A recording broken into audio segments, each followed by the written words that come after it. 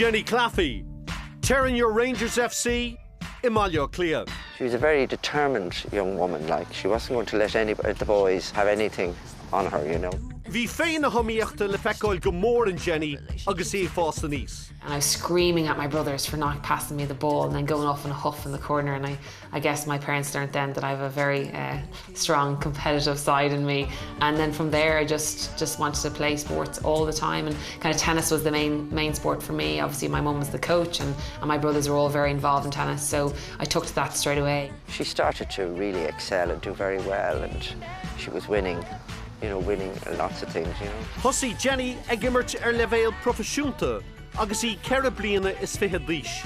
Played my first tournament in kind of March, and then I won my first professional event within my first 3 tournaments, which is pretty unheard of. And we reassessed my goals, and the next year during playing the tour I kind of was hoping to get to the next level, and then the following year hopefully be up at around the Grand Slams like Wimbledon. Bhí gairí thar le Jenny. Ach nuair a ghuirteach sí a hillen, tháinig stop tuban lena garam le dóige.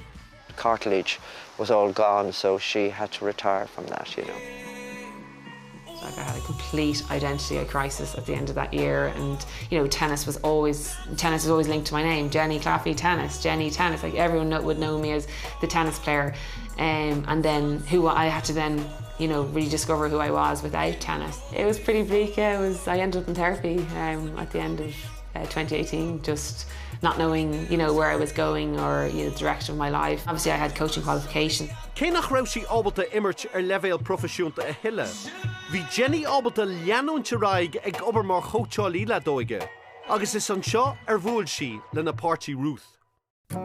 On the first lesson, I really liked her. I thought she was fun, I thought she was cool. So we just had a lot in common. I kind of admired her and just thought, oh, she's a real, you know, boss girl, and then I wanted to hang out with her. It took about 6 months for us to totally kind of have a chat about it and realise that we both felt the same way, and the rest is history. And I wouldn't even say that I'm gay, I just love Ruth, and like that whole love is love might seem very cliche, but actually it's very apt in our case. Life has changed beyond all measure, so obviously we've just had our little baby girl Indy, who arrived a month early, 8 weeks ago, and so yeah, we're still trying to live life at 100 miles an hour, but now factor a newborn baby into it. If you said this to me 5 years ago, absolutely, I could never have foreseen this. And then meeting Ruth has just changed my life altogether. Like, it's just been these have been the happiest years of my life. She just loves competition. She loves a challenge. I think that's the biggest thing. She absolutely loves a challenge. No, of course, ideally I'd love to be in that starting 11. I didn't come here to take part, I came here to take over.